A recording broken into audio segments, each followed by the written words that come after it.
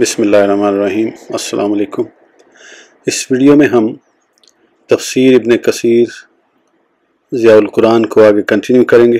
اس سے پہلے اگر آپ نے سبسکرائب نہیں کیا تو سبسکرائب کر لیں اور بیل آئیکن پریس کر دیں۔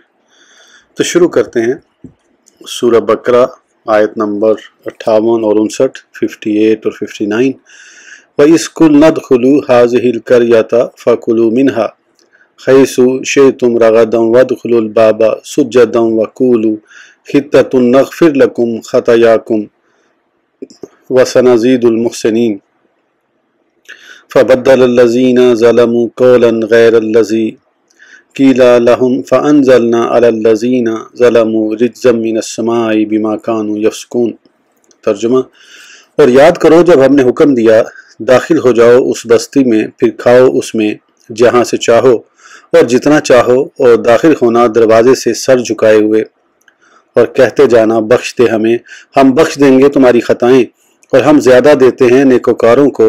پس بدل ڈالا ان ظالموں نے اور بات سے جو کہا گیا تھا انہیں، تو ہم نے اتارا ان ستم پیشہ لوگوں پر عذاب آسمان سے بوجہ اس کے کہ وہ نافرمانی کرتے تھے۔ تفسیر: جہاد سے منہ موڑنے اور ارض مقدس میں داخلے سے انکار پر اللہ تعالیٰ انہیں ملامت فرما رہے ہیں۔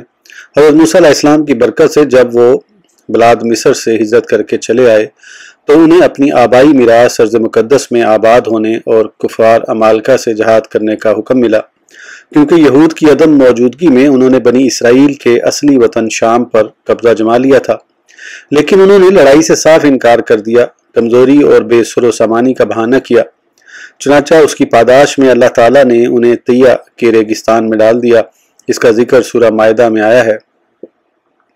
اصح قول کے مطابق یہاں قریہ کے لفظ سے مراد بیت المقدس ہے، جیسا کہ سدی، ربی بن انس، قتادہ، ابو مسلم اصفہانی وغیرہ نے تصریح کی ہے۔ حضرت موسیٰ علیہ السلام کی بات کی حکایت کرتے ہوئے اللہ تبارک و تعالیٰ نے ارشاد فرمایا ہے: یا قوم ادخلوا الارض ارض المقدسات التي كتب اللہ لکم ولا ترتدوا۔ سورہ مائدہ۔ اے میری قوم، داخل ہو جاؤ اس پاک زمین میں جسے لکھ دیا ہے اللہ تعالیٰ نے تمہارے لیے، اور نہ پیچھے ہٹو۔ بعض دیگر علماء کا قول ہے کہ یہ اریحہ ہے، لیکن ابن عباس اور عبد الرحمن بن زید کا قول ہے کہ یہ بات بعید ہے، کیونکہ یہ شہر ان کے راستے میں نہیں آتا، اور دوسری بات یہ کہ وہ بیت المقدس جانا چاہ رہے تھے، نہ کہ اریحہ کی طرف۔ اس سے بعید از قیاس بات ان لوگوں کی جنہوں نے اس سے مراد مصر لیا ہے۔ رازی نے اسے اپنی تفسیر میں بیان کیا ہے، لیکن صحیح قول پہلا ہے کہ اس سے مراد بیت المقدس ہے۔ یہ اس وقت کی بات ہے جب وہ 40 سال تک طیہ کے صحرا کی خاک چھاننے کے بعد حضرت یوشع بن نون علیہ السلام کے ہمراہ اس خطہ بے آب و گیا سے نکلے، جہاد کیا، اور اللہ تبارک و تعالیٰ نے جمعے کی شام انہیں فتح نصیب فرمائی اور وہ اس مقدس سرزمین کے مالک بنے۔ اللہ تبارک و تعالیٰ نے سورج کو تھوڑی دیر کے لیے روک دیا تھا تاکہ ان کے لیے فتح ممکن ہو جائے۔ واضح رہے کہ ہفتے کے دن ان کے لیے لڑائی کرنا حرام تھا۔ جب وہ اسے فتح کر چکے تو حکم ہوا کہ شہر کے دروازے سے سر جھکائے ہوئے داخل ہوں۔ یہ تذرہ اور تذلل اللہ کی طرف سے فتح و نصرت، اپنے ملک کی آزادی، صحرائے طیہ اور گمراہی سے نجات جیسی نعمتوں پر اظہار تشکر و سپاس کی خاطر تھا۔ اوفی کی تفسیر یہی ہے کہ ابن عباس نے سجدن کا معنی رکعن کیا ہے۔ ابن جریر نے سعید بن جبیر کے حوالے سے ابن عباس سے یہی روایت کیا ہے کہ چھوٹے دروازے سے رکوع کی حالت میں داخل ہوں۔ حاکم اور ابن ابی حاتم نے سفیان ثوری کی حدیث میں یہی نقل کیا ہے، لیکن اس پر یہ اضافہ ہے کہ وہ اپنی پشتوں کے بل داخل ہوئے۔ حضرت حسن بصری کا قول ہے کہ وہ داخلے سے قبل اپنے چہروں کے بل سجدہ کریں، یعنی ان کے نزدیک یہاں سجدے کا شرعی معنی مراد ہے۔ مترجم: لیکن رازی نے اسے بعید از قیاس خیال کیا ہے۔ بعض مفسرین سے مروی ہے کہ یہاں سجدے کا لغوی معنی تذلل اور انکسار مراد ہے، کیونکہ حقیقی معنی یہاں مراد لینا ناممکن ہے۔ اکرمہ نے حضرت ابن عباس رضی اللہ عنہ سے روایت کیا ہے کہ یہ دروازہ قبلہ سے پہلے تھا۔ ابن عباس، مجاہد، سدی، قتادہ اور ضحاک کا قول ہے کہ یہ باب الخطا ہے، جو کہ بیت المقدس کا ایک دروازہ ہے۔ رازی نے بعض لوگوں کا یہ قول نقل کیا ہے کہ باب سے مراد جہت قبلہ ہے۔ خصیف اور اکرمہ نے ابن عباس رضی اللہ عنہ سے نقل کیا ہے کہ وہ پہلو کے بل داخل ہوئے۔ صدی نے حضرت ابن مسعود رضی اللہ عنہ سے روایت کیا ہے کہ انہیں خشوع و خضوع سے سر جھکا کر اندر داخل ہونے کا حکم تھا، لیکن وہ خلاف ورزی کرتے ہوئے سر اٹھائے ہوئے داخل ہوئے۔ وقولوا خطۃ، سوری نے حضرت ابن عباس رضی اللہ عنہ سے روایت کیا ہے کہ خطۃ سے مراد طلب مغفرت ہے۔ عطا، حسن، قتادہ اور ربیع بن انس کا یہی قول ہے۔ ضحاک نے ابن عباس رضی اللہ عنہ سے روایت کیا ہے کہ یوں کہو یہ امر حق ہے جیسے تمہیں کہا گیا ہے۔ اکرمہ کا قول ہے کہو لا الہ الا اللہ۔ اوزاعی کا قول ہے کہ ابن عباس رضی اللہ عنہ نے ایک آدمی کی طرف لکھا جس کا انہوں نے تو نام بھی بیان کیا تھا اور اس سے خطہ کا معنی پوچھا، جواب بن اس نے لکھا گناہ کا اعتراف کرو۔ حسن اور قتادہ کا قول ہے ہماری لغزشوں اور خطاؤں کو معاف کر دے، نغفر لکم خطایاکم وسنزید المحسنین۔ یہ جواب امر ہے، یعنی اگر تم نے ہمارے دیے ہوئے حکم پر عمل کیا تو ہم تمہاری خطائیں معاف کر دیں گے اور نیکیاں بڑھا دیں گے۔ خلاصہ بحث، یہ فتح کے وقت انہیں قولاً فعلاً بارگاہ الہی میں جھکنے، اعتراف گناہ، اس پر استغفار کرنے اور احسان پر شکر ادا کرنے کا حکم دیا گیا۔ نصرت خداوندی پر تشکر و امتنان اللہ تعالیٰ کو بہت محبوب ہے۔ ارشاد ہوتا ہے اذا جاء نصر اللہ والفتح سے لے کر انہ کان توابا۔ ترجمہ، جب اللہ کی مدد آ پہنچے اور فتح نصیب ہو جائے اور آپ دیکھ لیں لوگوں کو داخل ہو رہے ہیں اللہ کے دین میں فوج در فوج، تو اس وقت اپنے رب کی حمد کرتے ہوئے اس کی پاکی بیان کیجئے اور اپنی امت کے لیے اس سے مغفرت طلب کیجئے، بے شک وہ بہت توبہ قبول کرنے والا ہے۔ سورہ نصر۔ بعض صحابہ نے اس کی تفسیر فتح و نصرت کے وقت کثرت ذکر اور استغفار سے کی ہے۔ حضرت ابن عباس رضی اللہ عنہما نے اس کی تفسیر میں فرمایا کہ اس میں سرکار دو عالم صلی اللہ علیہ وسلم کو اس بات کی خبر دی گئی ہے کہ آپ صلی اللہ علیہ وسلم کا آخری وقت قریب آ پہنچا ہے۔ حضرت عمر رضی اللہ عنہ نے اس بات کی تصدیق فرمائی اور اس میں کوئی تضاد نہیں کہ اس میں استغفار کا حکم بھی ہو اور آپ صلی اللہ علیہ وسلم کی مبارک روح کو وقت رحیل کی خبر بھی۔ اسی لیے سرکار دو عالم صلی اللہ علیہ وسلم فتح کے وقت ازہد، تواضع اور انکسار ظاہر فرماتے تھے۔ مروی ہے کہ فتح مکہ کے دن آپ صلی اللہ علیہ وسلم ثنیہ اولیاء یعنی بالائی گھاٹی کی طرف سے شہر میں داخل ہوئے۔ آپ صلی اللہ علیہ وسلم اپنے رب کے سامنے سر جھکائے ہوئے تھے، اس طرح کے قریب تھا کہ آپ صلی اللہ علیہ وسلم کی تھوڑی مبارک پالان کو چھو جائے۔ شہر میں داخل ہوئے تو آپ صلی اللہ علیہ وسلم نے 8 رکعتیں ادا فرمائیں۔ یہ چاشت کا وقت تھا۔ بعض کا خیال ہے کہ آپ صلی اللہ علیہ وسلم نے چاشت کے نوافل ادا فرمائے، بعض کے نزدیک یہ فتح و نصرت پر شکرانے کے نوافل تھے۔ چنانچہ ان کی رائے میں حاکم یا امیر جب فاتحانہ طور پر کسی شہر میں داخل ہو تو سب سے پہلے 8 رکعت پڑھنا اس کے لیے مستحب ہے، جیسے حضرت سعد بن وقاص رضی اللہ عنہ نے ایوان کسرہ میں داخلے کے وقت 8 رکعتیں ادا فرمائی تھیں۔ صحیح یہ ہے کہ وہ ہر 2 رکعتوں کے مابین سلام کا فاصلہ کرے گا۔ یہ بھی کہا گیا ہے کہ ایک سلام سے ایک ساتھ ہی ساری نماز پڑھے گا، واللہ اعلم۔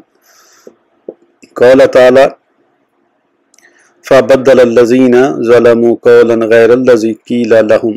امام بخاری نے حضرت ابو ہریرہ رضی اللہ عنہ سے روایت کیا ہے کہ نبی کریم صلی اللہ علیہ وسلم نے ارشاد فرمایا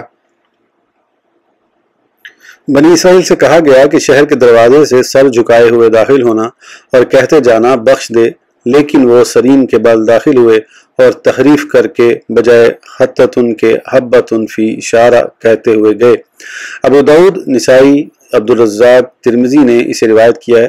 ترمذی کا قول ہے کہ یہ حدیث حسن صحیح ہے۔ محمد بن اسحاق نے ابن عباس رضی اللہ عنہ اور ابو ہریرہ سے روایت کیا ہے کہ انہوں نے حناطاتن فی شعیراتن، جو میں گندم کہا، ابن مردویہ کا قول ہے۔ حضرت ابو سعید خدری رضی اللہ عنہ نے فرمایا ہم ایک رات حضور صلی اللہ علیہ وسلم کے ساتھ سفر میں تھے۔ رات کے آخری حصے میں ہم ایک گھاٹی سے گزرے جسے ذات خنزل کہا جاتا ہے، تو رسول اللہ صلی اللہ علیہ وسلم نے فرمایا اس گھاٹی کی مثال آج رات اس دروازے کی طرح ہے جس کے بارے میں اللہ تعالیٰ نے بنو اسرائیل سے فرمایا تھا وَادْخُلُوا الْبَابَ سُجَّدًا۔ سفیان ثوری نے حضرت براء رضی اللہ عنہ سے روایت کیا ہے کہ یہود کو جب اس دروازے میں داخل ہونے کا حکم دیا گیا تو پشت کے بل داخل ہوئے اور کہہ رہے تھے حنطۃ حمراء فی شعیرۃ، جو میں سرخ گندم۔ اسی کی طرف اللہ تعالیٰ نے اشارہ فرمایا ہے فَبَدَّلَ الَّذِينَ ظَلَمُوا۔ سوری حضرت ابن مسعود رضی اللہ عنہ سے مروی ہے کہ انہوں نے حتتن کی جگہ ہنزتن حبۃ حمراء فیہا شعیرۃ کہہ دیا تو اللہ نے یہ آیت کریمہ نازل فرمائی فبدل الذین ظلموا۔ اسبات نے حضرت ابن مسعود رضی اللہ عنہ سے روایت کیا ہے کہ انہوں نے کہا، اس کا عربی ترجمہ حبۃ حنطۃ فی حمراء مسکوبات فیہا شعرۃ سوداء بنتا ہے، جس کی طرف اس آیت میں اشارہ کیا۔ سوری نے حضرت ابن عباس رضی اللہ عنہ سے بیان کیا ہے کہ اللہ نے انہیں فرمایا چھوٹے دروازے سے جھکتے ہوئے داخل ہو، تو وہ پیٹھ کے بل داخل ہوئے اور ہنزتن کہنے لگے۔ حضرات مجاہد، عطا، اکرمہ، ضحاک، حسن، قتادہ، ربیع بن انس اور یحییٰ بن رافع کا یہی قول ہے۔ مفسرین کے اقوال کا خلاصہ اور کلام کا سیاق و سباق اس بات کی طرف اشارہ کرتا ہے کہ انہوں نے قولاً فعلاً حکم خداوندی کی نافرمانی کی تھی اور اس کا مذاق اڑایا۔ یہ مخالفت اور عناد کی انتہا ہے۔ قول تعالی فَأَنزَلْنَا عَلَى الَّذِينَ ظَلَمُوا رِجْزًا مِّنَ السَّمَاءِ بِمَا كَانُوا يَفْسُقُونَ۔ ضحاک نے حضرت ابن عباس رضی اللہ عنہ سے روایت کیا ہے کہ کتاب اللہ میں جہاں بھی رجز کا لفظ آیا ہے اس سے مراد عذاب الہی ہے۔ مجاہد، ابو مالک السدی، الحسن اور قتادہ کا قول ہے کہ اس سے مراد عذاب ہے۔ ابو العالیہ نے رجز کا معنی غضب کیا ہے۔ شعبی کا قول ہے کہ رجز سے مراد طاعون یا سردی ہے۔ سعید بن جبیر کا قول ہے کہ یہ طاعون ہے۔ ابن ابی حاتم نے سعد بن مالک، اسامہ بن زید اور خزیمہ بن ثابت رضی اللہ عنہ سے روایت کیا ہے کہ رسول اللہ صلی اللہ علیہ وسلم نے ارشاد فرمایا، طاعون عذاب رجز ہے، تم سے پہلے لوگوں کو یہی عذاب دیا گیا۔ نسائی نے سفیان ثوری کی روایت میں اسی طرح ذکر کیا ہے۔ اس حدیث کی اصل صحیحین میں موجود ہے۔ اس کے راوی حبیب بن ابی ثابت رضی اللہ عنہ سے مروی ہے کہ جب تمہیں خبر ملے کہ فلاں سرزمین میں طاعون ہے تو وہاں نہ جاؤ۔ الحدیث۔ ابن جریر نے اسامہ بن زید رضی اللہ عنہ سے روایت کیا ہے کہ رسول اللہ صلی اللہ علیہ وسلم نے ارشاد فرمایا، یہ تکلیف اور بیماری رجز ہے، تم سے پہلی امتوں کو یہی عذاب دیا گیا تھا۔ اس حدیث کی اصل بھی صحیحین میں موجود ہے۔ آیت نمبر 60 سورہ بقرہ۔ وَإِذِ اسْتَسْقَىٰ مُوسَىٰ لِقَوْمِهِ فَقُلْنَا اضْرِب بِّعَصَاكَ الْحَجَرَ فَانْفَجَرَتْ مِنْهُ اثْنَتَا عَشْرَةَ عَيْنًا قَدْ عَلِمَ كُلُّ أُنَاسٍ مَّشْرَبَهُمْ كُلُوا وَاشْرَبُوا مِن رِزْقِ اللَّهِ وَلَا تَعْثُوا فِي الْأَرْضِ مُفْسِدِينَ۔ ترجمہ۔ اور یاد کرو جب پانی کی دعا مانگی موسیٰ علیہ السلام نے اپنی قوم کے لیے تو ہم نے فرمایا مارو اپنا عصا فلاں چٹان پر، تو فوراً بہہ نکلے اس چٹان سے 12 چشمے۔ پہچان لیا ہر گروہ نے اپنا اپنا گھاٹ، کھاؤ اور پیو اللہ کے دیے ہوئے رزق سے اور نہ پھرو زمین میں فساد برپا کرتے ہوئے۔ تفسیر۔ ارشاد ہوتا ہے کہ میری اس نعمت کو یاد کرو جب میں نے تمہارے نبی موسیٰ علیہ السلام کی دعا استسقاء قبول فرما لی تھی اور تمہیں پانی عطا فرمایا اس طرح کہ پتھر سے 12 چشمے پھوٹ نکلے۔ ہر قبیلے نے اپنا چشمہ پہچان لیا اور ہم نے کہہ دیا من و سلوہ سکھاؤ، یہ پانی جو تمہیں بغیر کسی کاوش کے دستیاب ہے نوش کرو اور اس وحدہ لا شریک کی عبادت کرو جس نے تمہارے لیے یہ چیزیں مسخر فرمائیں۔ وَلَا تَعْثُوا فِي الْأَرْضِ مُفْسِدِينَ، کفران نعمت نہ کرو ورنہ یہ نعمتیں چھین لی جائیں گی۔ مفسرین کرام نے یہاں کافی وضاحت فرمائی ہے۔ حضرت ابن عباس رضی اللہ عنہما سے مروی ہے کہ آپ علیہ السلام نے ایک مربع چٹان پر اپنا عصا مارا تو ہر طرف سے 3 چشمے ابلنے لگے۔ ہر قبیلہ اپنے چشمے سے پانی پیتا۔ جب وہ کوچ کرتے تو جس جگہ بھی پڑاؤ کرتے وہ پتھر وہاں پہلے سے موجود ہوتا۔ حدیث کا یہ حصہ نسائی، ابن جریر، ابن ابی حاتم نے روایت کیا ہے۔ یہ حدیث الفتون یعنی فتنوں والی کے نام سے معروف ہے۔ عطیہ اوفی کا قول ہے کہ یہ پتھر بیل کے سر کی طرح تھا، جب سفر کرتے تو اسے بیل پر لاد دیا جاتا، جب کسی جگہ پڑاؤ ہوتا اسے رکھ دیتے۔ حضرت موسیٰ علیہ السلام اس پر اپنا عصا مارتے تو 12 چشمے جاری ہو جاتے، جب کوچ کرتے اسے بیل پر لادتے تو پانی رک جاتا۔ نوٹ: 12 چشموں کی وجہ یہ تھی کہ بنو اسرائیل کا ہر قبیلہ دوسرے سے پرخاش رکھتا تھا، چونکہ ان قبائل کی تعداد 12 تھی اس لیے 12 چشمے جاری ہوئے، ہر قبیلے نے ایک چشمہ منتخب کر لیا۔ مترجم۔ عثمان بن عطا خراسانی اپنے باپ سے روایت کرتے ہیں کہ بنو اسرائیل کا ایک پتھر تھا، حضرت ہارون علیہ السلام اسے رکھتے تھے اور حضرت موسیٰ علیہ السلام اس پر ضرب لگاتے تھے۔ حضرت قتادہ کا قول ہے کہ یہ پتھر طور پہاڑ کا تھا، اسے ہر وقت اٹھائے پھرتے، پھر جب قافلہ قیام کرتا تو حضرت موسیٰ علیہ السلام اس پر عصا سے ضرب لگاتے تھے۔ زمخشری کا قول ہے کہ یہ ایک مربع ذرا مساحت کا سنگ مرمر کا تھا۔ ایک قول ہے کہ یہ انسان کے سر کی طرح تھا، ایک قول یہ ہے کہ یہ جنت سے لایا گیا تھا۔ حضرت موسیٰ علیہ السلام کے قدم مبارک کے برابر اس کا طول 10 ہاتھ تھا۔ اس میں 2 دراڑیں تھیں جو اندھیرے میں چمکتی رہتی تھیں۔ اسے گدھے پر لادا جاتا۔ ایک قول یہ بھی ہے کہ حضرت آدم علیہ السلام اسے جنت سے لائے تھے۔ ورثہ در ورثہ چلتا ہوا یہ حضرت شعیب علیہ السلام کے پاس پہنچا۔ انہوں نے عصا اور یہ پتھر دونوں حضرت موسیٰ علیہ السلام کو دیے تھے۔ ایک روایت یہ بھی ہے کہ یہ وہی پتھر تھا جس پر حضرت موسیٰ علیہ السلام نے بوقت غسل اپنے کپڑے رکھے تھے، تو حضرت جبرائیل علیہ السلام نے فرمایا تھا کہ اسے اٹھا لیجئے، اس میں قدرت ہے اور اس پر آپ علیہ السلام کے دست مبارک سے معجزہ ظاہر ہوگا، تو آپ علیہ السلام نے اسے توبرے میں اٹھا لیا تھا۔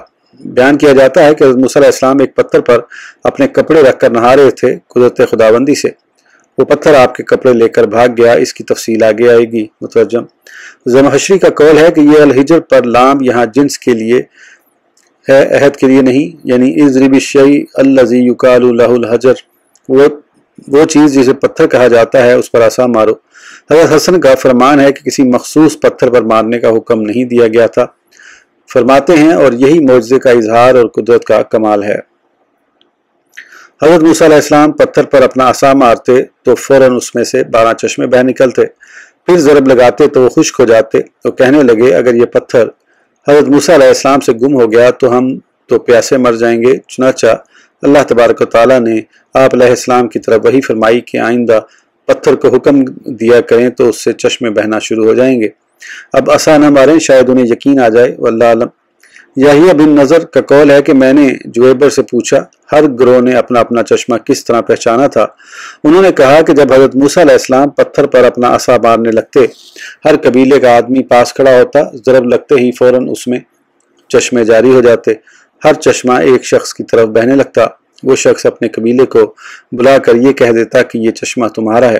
ضحاک نے حضرت ابن عباس رضی اللہ عنہ سے روایت کیا ہے کہ جب بنو اسرائیل تیہ کے ریگستان میں مارے پھرتے تھے، یہ اس وقت کا واقعہ ہے۔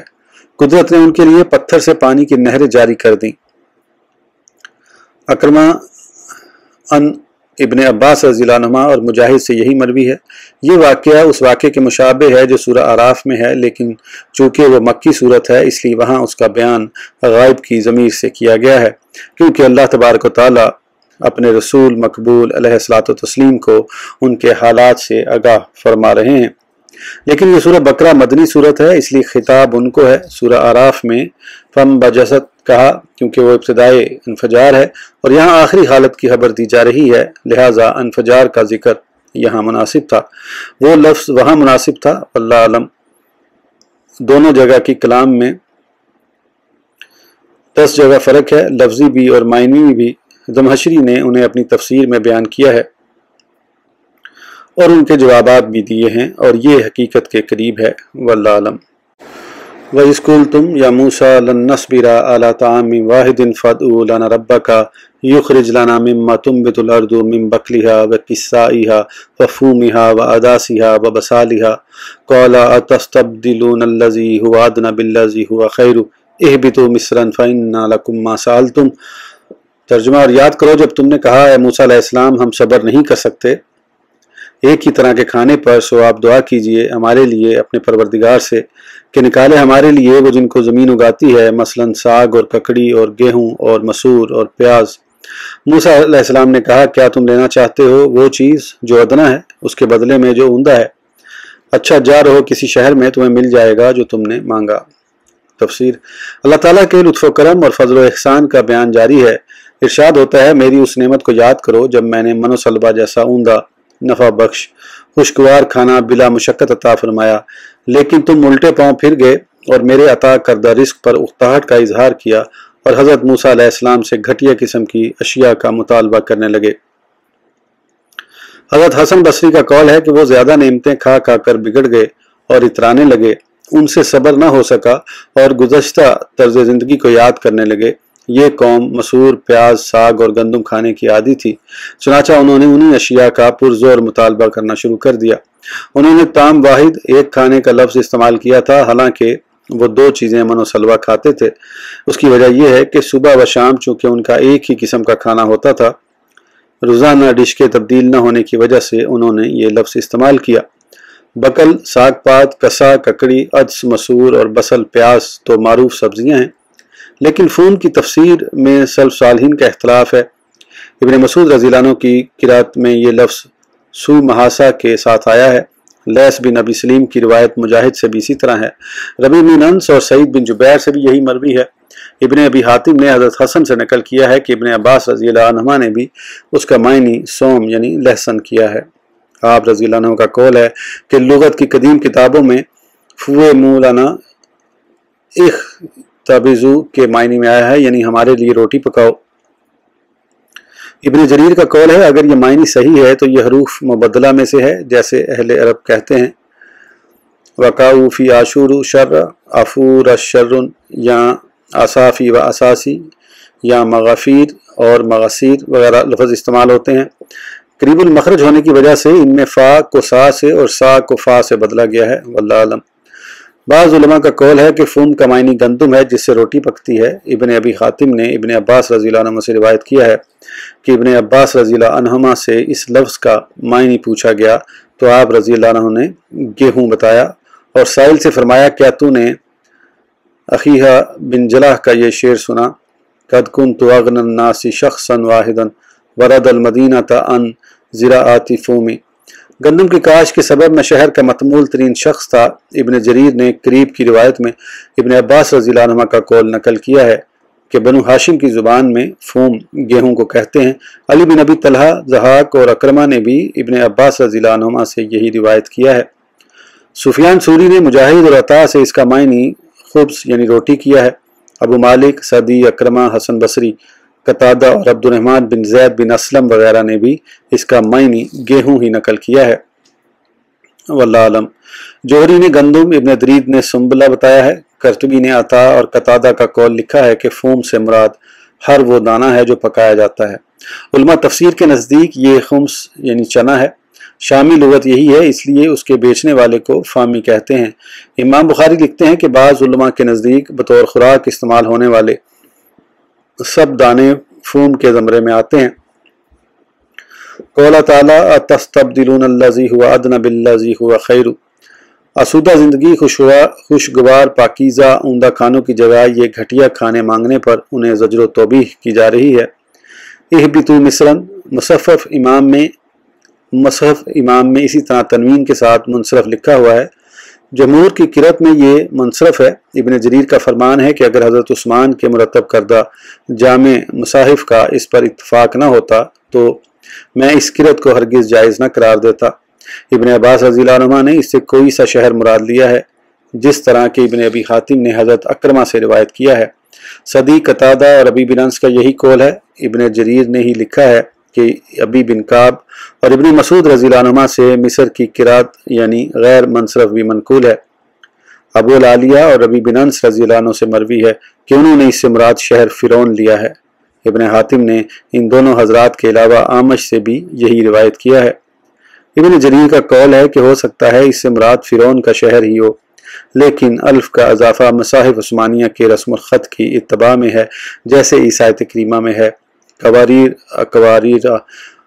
फिर इसकी मुराद में तवक्कुफ किया है कि फ़िरौन का शहर है या कोई गैर मुय्यन शहर, लेकिन उनकी ये बात महल नज़र है। फिर हकीकत इससे मुराद कोई सा शहर है, जैसे हज़रत इब्न अब्बास रज़ी अल्लाह अन्हुमा से मरवी है। इसका मायनी ये है कि हज़रत मूसा अलैहिस्सलाम ने उन्हें फरमाया कि जिस चीज़ का तुमने मुतालबा किया है ये कोई बड़ी चीज़ नहीं जो जिन्स नायाब हो, बल्कि किसी भी शहर में चले जाओ तुम्हें ये चीज़ें मिल जाएंगी। अपने कम तर दर्जा और कसरत की वजह से उनके लिए दुआ की ज़रूरत नहीं। चूँकि उनका ये सवाल तकब्बुर और सरकशी की बिना पर था और उनकी कोई ज़रूरत न थी, इसलिए उन्हें कोई जवाब न दिया गया। वल्लाहु आलम।